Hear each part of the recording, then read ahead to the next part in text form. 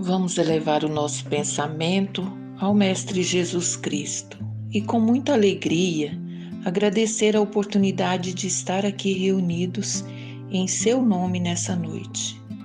Principalmente, agradecemos por estar aqui reunidos nesse momento tão difícil que o nosso planeta Terra atravessa. Agradecer pela nossa saúde e de nossos familiares e pedir o amparo aos que estão enfermos e que esses recebam as nossas melhores vibrações para um completo restabelecimento. Agradecer pela união da nossa casa espírita, que tão importante se faz nesse momento. Que o Mestre Jesus abençoe e ilumine o palestrante dessa noite, para que possamos absorver suas palavras, e não somente absorver, mas também que sejamos multiplicadores dos ensinamentos que receberemos hoje. Muita paz a todos, que assim seja. Do livro Pão Nosso, psicografia de Francisco Cândido Xavier, pelo Espírito Emmanuel. Convenções. E disse-lhes: o sábado foi feito por causa do homem, e não o homem por causa do sábado. Jesus, Evangelho de Marcos, capítulo 2, versículo 27. O sábado, nesta passagem evangélica, simboliza as convenções organizadas para o serviço humano. Há criaturas que por elas sacrificam todas as possibilidades de elevação espiritual. Quais certos encarregados dos serviços públicos que adiam indefinidamente determinadas providências de interesse coletivo, em virtude da ausência de um selo minúsculo, pessoas existem que por bagatelas abandonam grandes oportunidades de união com a esfera superior. Ninguém ignora o lado útil das convenções. Se fossem totalmente imprestáveis, o Pai não lhes permitiria a existência no jogo das circunstâncias. São tabelas para a classificação dos esforços de cada um, tábuas que designam o tempo adequado a esse ou aquele mistério. Todavia, transformá-las em preceito inexpugnável ou em obstáculo intransponível constitui grave dano à tranquilidade comum. A maioria das pessoas atende-as antes da própria obediência a Deus. Entretanto, o Altíssimo dispôs todas as organizações da vida para que ajudem a evolução e o aprimoramento dos filhos. O próprio planeta foi edificado por causa do homem. Se o Criador foi a esse extremo de solicitude em favor das criaturas, por que deixarmos de satisfazer-lhes os divinos desígnios, prendendo-nos às preocupações inferiores da atividade terrestre? As convenções definem, catalogam, especificam e enumeram, mas não devem tiranizar a existência. Lembra-te de que foram dispostas no caminho a fim de te servirem. Respeita-as na feição justa e construtiva, contudo, não as convertas em cárcere. Emmanuel. Prezados irmãos em Cristo nosso Senhor, as galhadas do horto em Getsemani acomodavam na intimidade da noite, provavelmente de um início de abril, o calendário que a humanidade registraria como o ciclo da paixão do Cristo, na semana que transcorre e antecede a sua crucificação. A solidão imponente do luar infundia um certo temor pela melancolia de sua majestosa beleza. Esta frase de Emmanuel nos faz lembrar as galhadas do horto. E dali Jesus sai à distância de um arremesso de pedra a céu aberto, e contempla Jerusalém adormecida. Os 12 discípulos dormem, desanimados com as promessas que viriam aprisionar o mestre e deixá-los em situação difícil.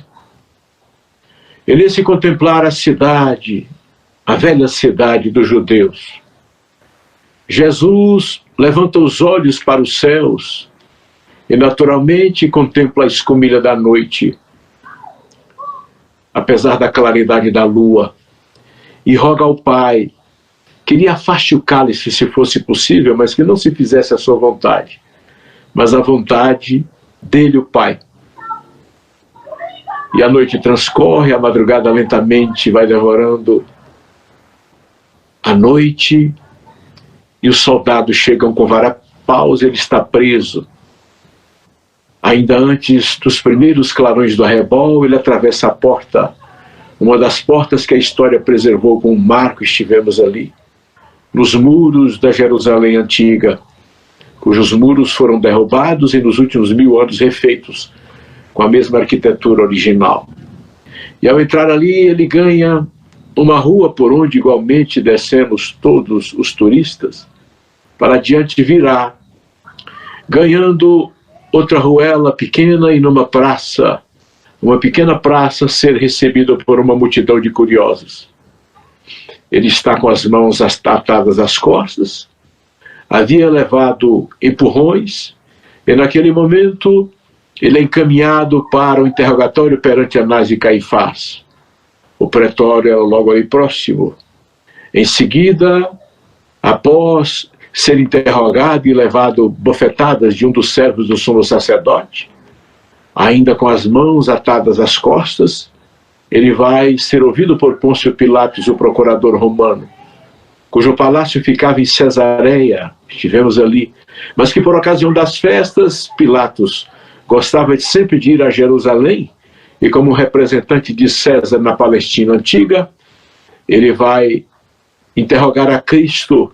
No momento ele indaga, que de veritas, o que é a verdade? Jesus não responde. No outro instante ele volta à carga, tu não sabes que ele posso prender ou soltar? Que ele posso matar ou lhe deixar vivo? E Jesus diz a ele, nenhum poder tens que não venha do Pai.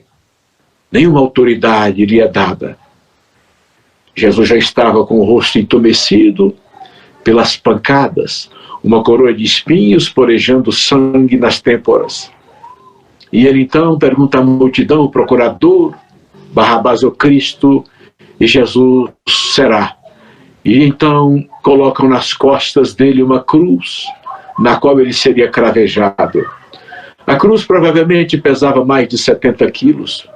Para ele, que era um homem provavelmente de 72 a 74 de altura, aliás, quilos, e com uma altura mediana. E na primeira estação, quando ele cai, na segunda, na terceira estação, quando ele cai, então pedem que Simão, o sirineu, carregue a cruz. Naquele momento ele contempla os olhos de Jesus. Nunca mais Simão esqueceria daquele olhar especioso e grave. E Simão também se tornaria cristão. E há historiadores que indicam que ele teria morrido no martirológio por esta razão. Adiante. Subiu Gólgota. Subimos também, como todos os viandantes que vão a Jerusalém. É uma ruela estreita, ladeada por comércios vendendo coisas para turistas e ganhando a altura do platô da rocha, que na verdade é um grande albardão. Ela se desdobra com cidades inteiras por todos os flancos. Vista à distância, mais parece um altiplano do que um monte. Mas é ali na cabeça que ele será cravejado na cruz fincada. E hoje colocado aquele local dentro da Basílica da Sacrificação, da Crucificação. Naquele momento em que ele está com o cravo de 22 polegadas para os 2 pés, outros cravos entre o cúbito e o rádio, nos punhos, nos braços, ele, antes de expirar, tem um diálogo que Emmanuel nos transcreve na obra 2000 anos. Quando se aproxima dele Flávia Lentulus, esposa do senador Públio Lentulus, Ela se desdobra das adjacências da Torre Antônia, ali no templo, e vai até a cumeada do Monte da Caveira. A mediunidade de bislocação seria explicada 20 séculos depois pela ciência, pelos fenômenos de Peixotinho e de outros médiuns que puderam ser fotografados e atestados por Chico Xavier, em cujas fotografias o próprio Chico aparece abraçando espíritos materializados. E ela, na conversa com Jesus, ouve Jesus dizer a ela: minha filha, prepara para herdar as claridades do reino do meu Pai, com a tua fé, com a tua humildade. Mas não te esqueças que no mundo é assim que todos nós deveremos morrer, crucificados. É nesta noite que vamos falar dos 500 da Galileia. Nós lembramos que Jesus, antes de formar esta grande comissão, que seria encaminhada para todos os flancos do planeta Terra, através dos processos sucessivos reencarnatórios, ele, após a cruz, aparecerá no terceiro dia no jardim a Madalena, a célebre convertida de Magdala, que faz nos lembrar das noites de Dalmanuta, das noites de céu escampo, e também da beira do mar, onde ela ia procurar Jesus após ter visto ele na cruz, após ter sabido da sua morte, mas provavelmente foi uma das mulheres que estariam ali. E ela não tinha alternativa agora para onde ir, voltar para o lupanar. Ela estava completamente transformada. E Jesus, que veio para os doentes, teria salvo ela do apedrejamento. Na praça ensolarada aquele dia, nas adjacências da esplanada do grande templo de Salomão, quando guardas do templo e fariseus hipócritas traziam aquela mulher com os cabelos em desalinho, as vestes em farrapos, era ela. Ela não se esquece, não se esqueceria nunca. Ele havia dito aos acusadores: atire a primeira pedra, e havia dito a ela: cadê eles que se distanciaram de você? Ninguém teve coragem de acusá-la, de executá-la. Também eu não a condeno, vai, não peques mais. Jesus aparecerá também a caminho de Emaús aos discípulos, uma segunda, uma terceira, uma quarta, uma quinta, diversas aparições. Ele é lembrado naturalmente nos dias que se sucederam à crucificação. Os discípulos haviam comido um pedaço de peixe e pão no segundo cenáculo, quando subitamente ele havia aparecido, era a primeira aparição. Na segunda ele teria pedido a Tomé que lhe tocasse as chagas, e desvanecido subitamente, apesar das janelas e portas fechadas, era o corpo espiritual, como diria o apóstolo Paulo, que não conhecemos, mas que será um desses primeiros dentre as 5 centenas de homens que ele encarregaria na grande comissão para levar o seu evangelho à humanidade. Paulo encontrará, por volta do ano 38, a caminho de Damasco, onde ele iria prender o sapateiro de Emaús. E caindo da cavalaria no deserto, caindo do cavalo, ele cai na realidade cego. Uma luz intensa é a visão de Jesus que desce numa catadupa de luz, mais forte que a luz do meio-dia do deserto. Ele se converte. Um homem de formação judaica na escola de Gamaliel. Será agora um exilado no oásis de Dan, em Palmira, para que ele pudesse em 3 anos refletir sobre as grandes realidades do infinito.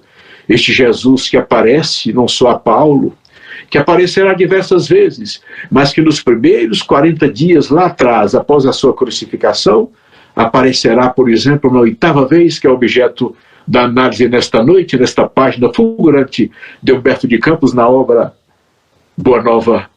Ele aparece numa montanha Galileia, perante 500 pessoas, porque ele havia avisado que ele apareceria.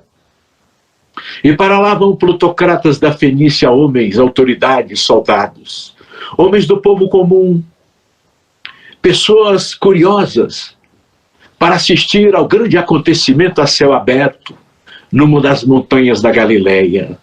Seria esta montanha onde ele apareceria, a mesma montanha onde ele trouxe os mais importantes sermões, o Monte de Corohatim, não se sabe ao certo, mas que era também uma montanha da Galileia. E nós imaginamos a pradaria que se desdobra no sopé do monte. E todos aguardam como um espetáculo que deveria acontecer, quando lentamente um leque dourado de sol queimava as últimas nuvens e apagava-se no poente, fazendo lembrar as suas prédicas à margem do grande mar da Galileia.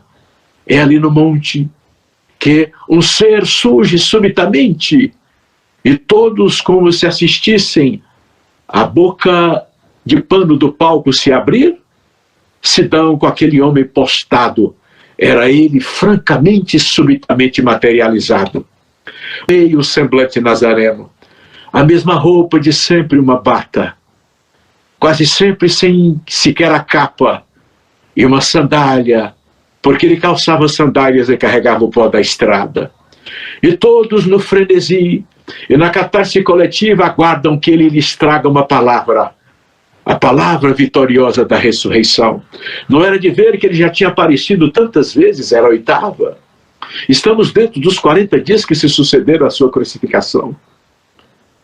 A morte não existia, porque ele voltara do país da morte tantas vezes para dizer que ele continuava vivo.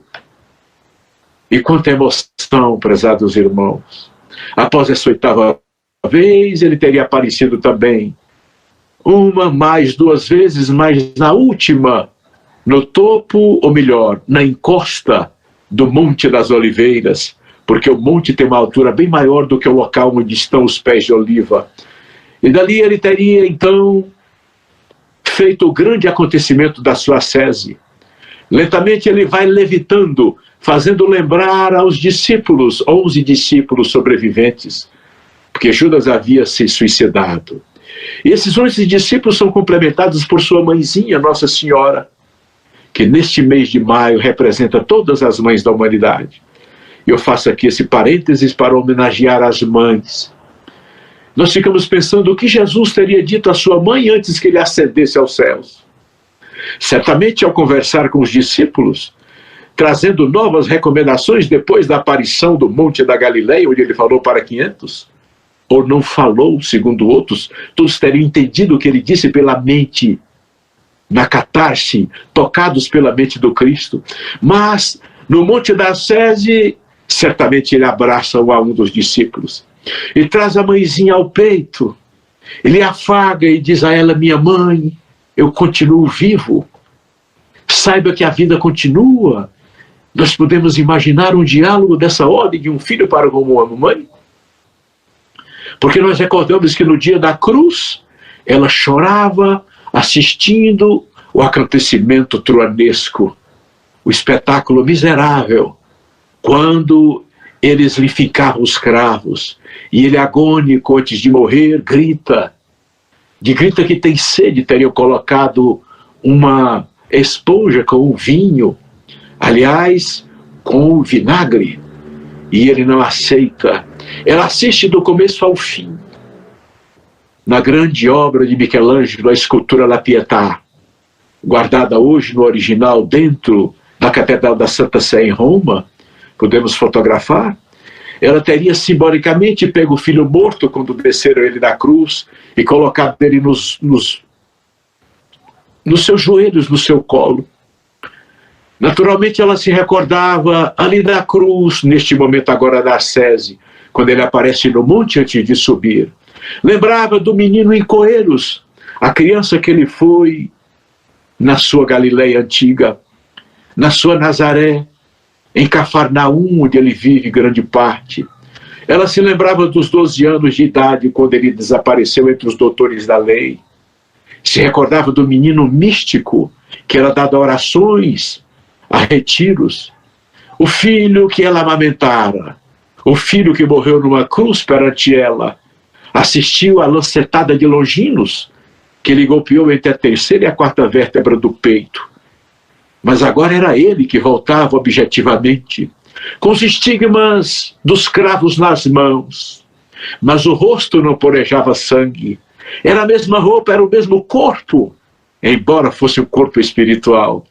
E certamente ele abraçou a sua mãe, lhe deu beijos, lhe acalentou no colo dos braços e disse a ela: minha mãe, Agora tu seguirás o caminho de Éfeso com João, aquele filho que eu disse a ele, filho, eis aí tua mãe. E que digo agora, mãe, eis aí o teu filho, o mesmo João que se encontrava entre os 11, para assistir à sua ascensão. Ele sobe e desaparece dentre as nuvens dos céus. Onde estão as nuvens dos céus, prezados irmãos?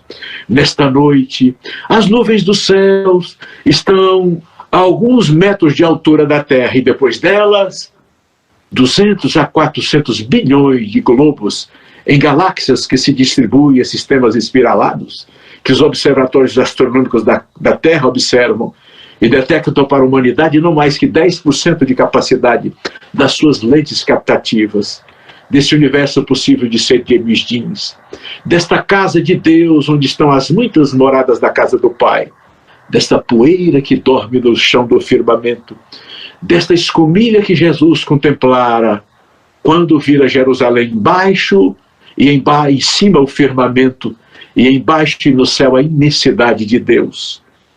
Mas voltamos ao ponto, aqueles que ele encaminhou, os 500 na grande comissão, deveriam naturalmente retomar as redes. Aqueles que eram pescadores, o trabalho, e logo nas semanas seguintes as redes eram lançadas ao mar. Porque era necessário, a vida continuava. Mas nas tertúlias, os discípulos, Pedro, ainda em Cafarnaum, com outros companheiros e as multidões que procuravam Pedro havia feito uma pequena igreja, transformada a sala da sua casa numa sinagoga. Os alicerces preservados mostram que essa sala era uma sala relativamente pequena, em formato redondo. Ali se tornara o parlatório de Pedro para as multidões que vinham procurar a cura, porque antes de Jesus partir, ele havia dado o poder de cura aos seus discípulos, que na verdade tinham a mediunidade de cura. E então nós recordamos que foi num daqueles dias que Joana, esposa de Cusa, o oficial romano, viera pedir a Jesus que pudesse transformar o seu marido como transformou a ela Joana. É uma lição de Humberto, a lição 15 também de Bonhoeffer, e Jesus teria dito, minha filha, Deus não transforma as pessoas modificando-lhe os defeitos. Deus aproveita dos defeitos, dos pecados das pessoas, para fazer desses pecados, como da vaidade e do orgulho, exatamente o instrumento que vai levar a criatura a conquistar as coisas que o seu orgulho e a sua vaidade pretendem ter, no mundo onde nada se tem e de onde nada se leva senão as qualidades morais, os conhecimentos. É necessário compreender que a tua missão é cuidar do lar, que é a grande missão de um ser humano da humanidade. E ela tinha um filho pequeno, e então Jesus teria dito a ela da necessidade de entendermos que as pessoas se transformam lentamente, umas na presente encarnação, outras existências, como Jesus teria dito à margem do Tiberíades ao senador romano Publio Lentulus. Meu irmão, ao longo de muitos anos caminhas pelo sendal dos erros clamorosos, poderás, entretanto, se transformar agora ou daqui a alguns milênios. E nós estamos aqui 2 milênios depois, como Publio Lentulus, procurando nos transformar com Jesus, trabalhadores da última hora, passamos pela primeira, pela terceira, pela sexta, pela 9ª hora, estamos na 1ª, ainda na fieira de encarnações, sofrendo para nascer, como na encarnação de Segismundo, descrita por André Luiz, que tem a dor de uma morte, e sofrendo para morrer, da morte física, que é outro sofrimento, atravessando essas estradas poeirentas da morte. Nestes dias, quando o cavalo amarelo da peste galopa a humanidade, arrebatando jovens e velhos, nos processos da pandemia, nessa abertura de transição de selo a caminho de um mundo que um dia vai adentrar o espectro de regeneração dentro da localização da elipse que nós fazemos em torno da estrela Alcíone, e a constatação ela é astronômica. Mas Jesus, que faz com que os seus discípulos voltem para o mar, para continuar a viver como homens no mundo, pregando o evangelho na casa de Pedro, estes que adiante abrirão uma casa do caminho, na estrada de Jope, passamos por ali. Estes que serão, depois do ano 138, perseguidos, São eles, os primeiros dos 100, que farão adiante os 500, que se transformarão, que aceitarão as palavras do Cristo e darão os testemunhos. Antes do ano 70, no ano 60, já teremos os primeiros martirológios do grande circo perante as risadas satânicas de Domício Nero. Depois do ano 70, virando para o ano 70 melhor, no Coliseu de Tito Vespasiano, eles serão centenas levados das prisões, da prisão mamertina, das perseguições do prefeito de Roma, Tigelinos, e serão dados ao sacrifício, mortos. Serão eles mesmos que, mortos no primeiro século, reencarnarão no segundo. E reencarnarão no terceiro, no quarto século, quando Roma dá o grande golpe de Estado com a inteligência política de Constantino, que através do escândalo trará, entretanto, as realizações, porque o escândalo há de vir ao mundo, mas ai daquele através de quem venha. E o império ruim era preciso transformá-lo em império cristão, porque nesta altura do século IV, nós já temos a grande população de todas as cidades civilizadas dominadas por Roma, de pessoas que seguem os ensinamentos de Jesus. Aliás, precisamente Roma. E então este fenômeno era interessante para o reino, porque o reino precisa de súditos para sobreviver. E Jesus, que assistiu o espetáculo da morte dos 500 que ele mandou na grande comissão, agora vai ver estes 500 serem alojados nas igrejas em cujos nichos são entronizados os santos de pedra. O Cristo Rei, com veste escarlate, para ser o Cristo Rei, para que Roma pudesse dirigir os destinos do mundo da cabeça de uma montanha de ouro, um dos flancos das colinas vaticanas. E nós atravessamos o século V, o sexto, o sétimo, viajamos pela Idade Média, estes 500 da Galileia em comissão. A Palestina antiga não pôde suportar Jesus. Ainda hoje são minorias os cristãos. Foi preciso que o mundo ganhasse, por exemplo, no século XIV, através das caravelas de Portugal, quando Jesus encomenda exatamente o dirigente das navegações de se encarnar. E por volta do ano, por exemplo, 1500, 2 anos antes, nós temos as caravelas de Gaspar de Corte Real ganhando a direção do Canadá, descobrindo a América do Norte. Teremos em 1500, quase 1500, as caravelas de Vasco da Gama descobrindo o caminho das Índias. E depois, esses 500 da Galileia, no ano 500, chegam através das caravelas de Cabral, na Baía de Porto Seguro, na Bahia, descobrindo o Brasil. Jesus teria dito a Longinos, o soldado que lhe lancetou, que ele deveria reencarnar como segundo imperador, Pedro II. E que esta pátria que estava sob a umbela do firmamento, de onde se enxerga no hemisfério sul as estrelas que formam os pontos no céu que fazem lembrar a cruz do seu martírio, o Cruzeiro do Sul. Deveria ser aí que ele, para aí, trasladaria a árvore do seu evangelho que não foi aceita em Cafarnaum, em Tiberíades, em Jerusalém, e o tempo.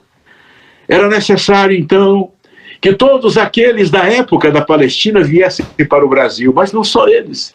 Os romanos que caíram na noite dos séculos, aqueles que declinaram no chavascal da Idade Média, os pretores, os sobas, aqueles que desempenharam reinados na Europa e que foram malversadores do poder, aqueles que vieram para o Brasil exilados nas caravelas seguintes, que eram os expatriados de Roma, que formariam esses portugueses expatriados, a miscigenação desta raça, que é fruto de 3 raças tristes, como diz Olavo Bilac: a raça dos desterrados europeus, a raça dos índios, que são os puros pelo espírito humildes, a raça dos sofredores que carregaram esta nação por 300 anos nas costas, os negros, que verdadeiramente merecem todos os troféus e todos os memoriais porque construíram o Brasil, não só na feitoria de São Paulo, mas da cidade de São Sebastião, do Rio de Janeiro, da Bahia,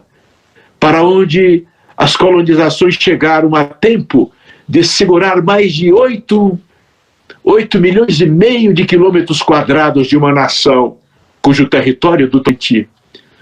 E os 500 da Galileia continuam nascendo e renascendo. Os 500 se transformaram em 5.000.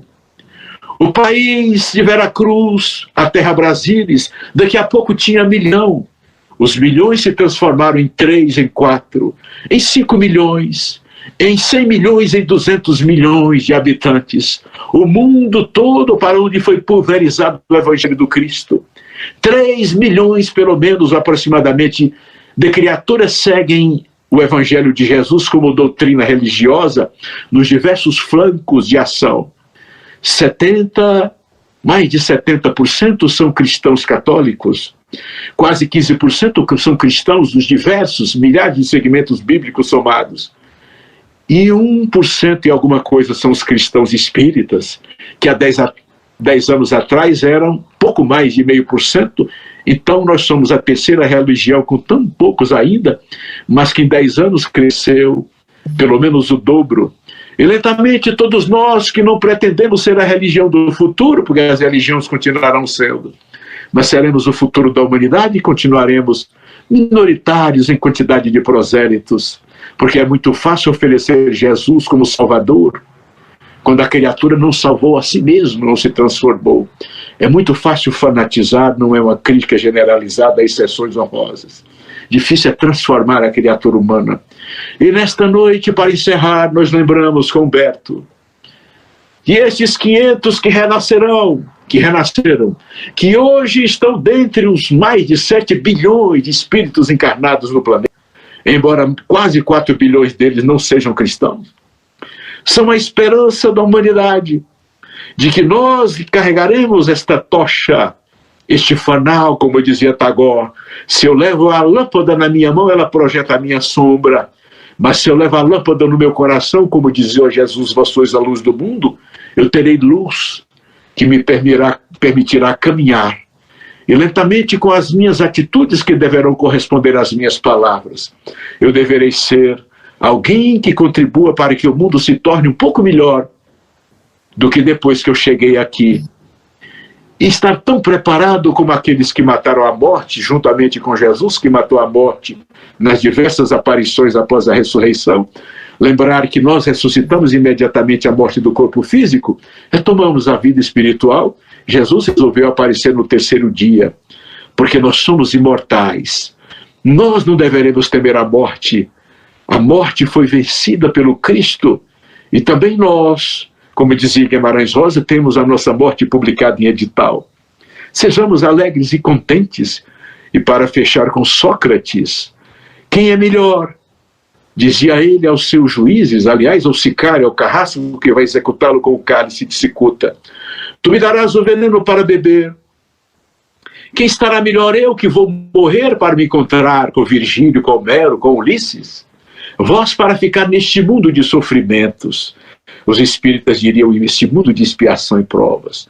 Oh, mulheres de Jerusalém, dizia Jesus, não chorem por mim, chorem por vocês mesmas que vão ficando aí.